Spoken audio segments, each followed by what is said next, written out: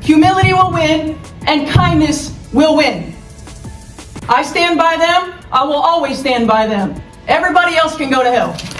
Okay, well, this is what happens when I told you guys. I mean, they brought it on themselves, and this head coach is no better. She's refused to stand up for biological truth, as we both know. This is the head coach of Sophie Cunningham and Caitlin Clark, just so you have the proper context. She's had enough. She's telling the internet to go to hell, but remember, they refuse to stand up for truth. They've allowed the media essentially to bully them into these questions. They could have shut it down from day one. They failed to do so. Now she wants to throw a tantrum and expect us to, I guess, have some type of sympathy. No, thank you. After days of intense criticism surrounding the Fever, Stephanie White stepped in front of the media and delivered one of her strongest statements of the season.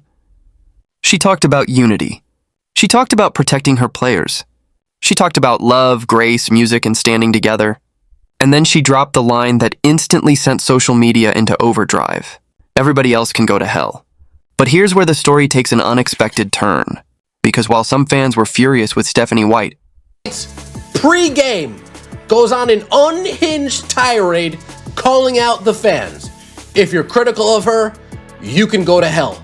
If you don't think she stands up for her players, you can go to hell. If you don't like how she responded to Dejanay Carrington clotheslining Sophie Cunningham, you can go to hell. If you think her comments after that incident took place was a little bit less than favorable, you can go to hell. Stephanie White tells us exactly how she feels about those who are critical of her. She calls us fear-mongerers. the controversy began after a highly emotional Indiana Fever Chicago Sky matchup involving Sophie Cunningham and Dejanay Carrington. Carrington was ejected after a hard foul on Cunningham, which was later upgraded to a flagrant 2. After the game, criticism quickly spread over Stephanie White's initial comments about the incident. Some people believed White had not been strong enough in defending her own player. That criticism grew online, and soon the discussion wasn't simply about one basketball play anymore. It became a debate about leadership, loyalty, and whether White had properly stood behind the players she coaches. Then things escalated. White found herself facing criticism from fans and commentators. While the Fever were simultaneously trying to focus on their season, and instead of quietly allowing the controversy to continue, White decided to address it head-on.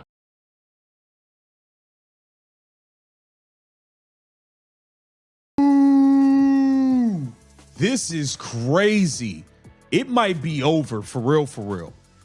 Head coach of the Indiana Fever, Stephanie White, was just viciously booed by thousands of fans at home in Indiana. Thousands of fans booed her during player and coach intros when her name was announced as the Indiana Fever head coach. She was booed out of the building to the point where Indiana Fever team president Kelly Crosskoff had to come in and make a statement. Caitlin Clark had to make a statement. This is bad. This is nasty. They had to talk about it after the game. During her pre-game remarks, White made it clear that she wasn't going to let outside criticism divide her team. She emphasized that the Fever were united and that she would continue standing behind her players. She also acknowledged that she hadn't initially seen the entire replay of the controversial play. But after reviewing it, she described the incident much more strongly. Then came the moment everyone was waiting for. White essentially drew a line between her team and the people attacking it. Her message was simple. You can criticize me. You can criticize the team, but I'm still going to stand with my players. And then came the unforgettable sentence. Everybody else can go to hell. The room immediately had a completely different atmosphere. This wasn't a carefully polished corporate statement. This was emotional. This was personal. And it was clearly coming from someone who believed her players were being unfairly targeted. White then left without taking questions, and that decision only made the moment more dramatic. Before I do a question about the game, I presume both of you have seen what your head coach said before the game now? Mm-hmm. Yeah. We've been made aware. Okay. What did you think about the things she had to say, and why do you think she decided now was the time to do that? I talked to Steph earlier in the day, too, and, I think we forget a lot of times, we're human, and she has feelings, and, there's moments that are really hard, and sometimes that's just the job you sign up for, but at the same time, it's okay to feel those emotions, and I just told her, I've been through the same thing. There's been days where I've been really upset, and you can have the thickest skin in the world, but sometimes it does get to you, and, I think our world is just like, we love to hate. We love to divide. Like, that's all we want to do. Like, nobody wants to see each other succeed. And I think that's a really painful thing for myself to watch. Caitlin Clark would distance herself from White after such a controversial statement. You would have been wrong. Instead, Music Clark publicly backed her coach, and she wasn't exactly thrilled with what she had witnessed from some Fever fans. During the team's game against the New York Liberty, White was booed by some fans during introductions. Clark later made it clear that seeing her own coach being booed by Fever supporters was upsetting to her. In fact, Clark said the situation made her feel sick. She emphasized that the players were behind White and that the team was going to support her. Think about that for a second. The biggest star on the Fever wasn't using the controversy as an opportunity to separate herself from her coach. She was saying, "We are together." And that message matters because professional sports teams can survive a bad game. They can survive criticism, music, they can even survive social media outrage. But once players stop believing in their coach or stop believing in one another, that's when things can really fall apart. Clark appeared determined not to let that happen. Not every fan agreed with White, and that's important. Some supporters believed her comments were too aggressive. Others felt that telling critics to go to hell was exactly the wrong tone for a head coach. But there was another side to the reaction, and this is the part that many headlines could easily miss. The biggest story isn't simply that Stephanie White told critics to go to hell. The bigger story is what happened afterward. Caitlin Clark's response suggested that the Fever's locker room was not falling apart. Quite the opposite. Clark talked about the team sticking together and supporting one another. And that is significant because the Fever are in the middle of a season where every distraction can become amplified. Every comment becomes a headline. Every foul becomes a debate. Every reaction gets dissected online. And when Caitlin Clark is involved, that spotlight becomes even brighter. So when Clark publicly stands beside her coach, she's sending a message that goes far beyond one press conference. The team is choosing unity over division. But now there's a bigger question. Was Stephanie White right to respond as strongly as she did? Some will say absolutely. They'll argue that coaches should protect their players and refuse to let outside noise control the locker room. Others will say White went too far and that a professional head coach should simply ignore the criticism. And honestly, both sides have an argument because emotions are part of sports. Fans invest their time, money, and passion into these teams. They feel connected to the players. They want answers when something goes wrong. But coaches and players are human too.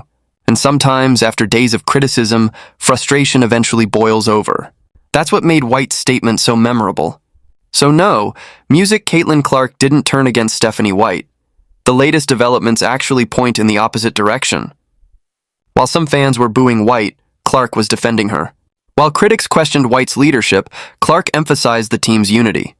And while White told her critics exactly where she stood, the Fever's biggest star essentially answered with, "We are standing together." Whether you agree with Stephanie White's words or not, one thing is undeniable. This Indiana Fever team has become one of the most closely watched teams in women's basketball.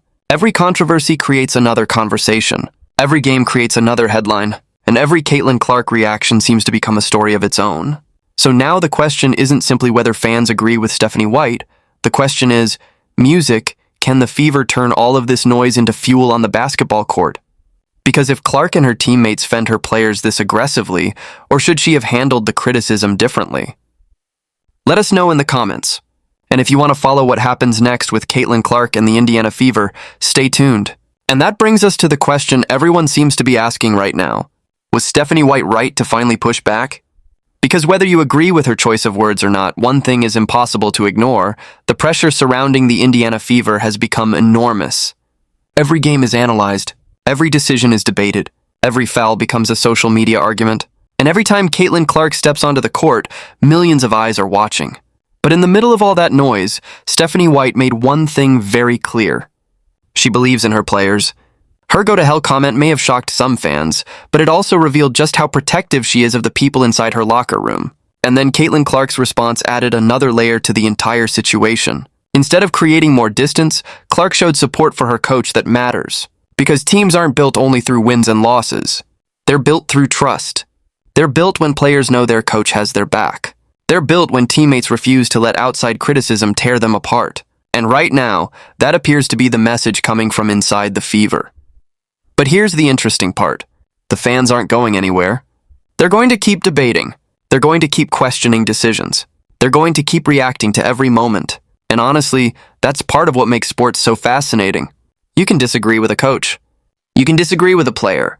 You can even disagree with your favorite team's decisions, but ultimately the only thing that can settle the argument is what happens on the court. So now the pressure shifts back to the Fever. Can Stephanie White and her players block out the noise? Can Caitlin Clark continue leading the team through all the attention surrounding her?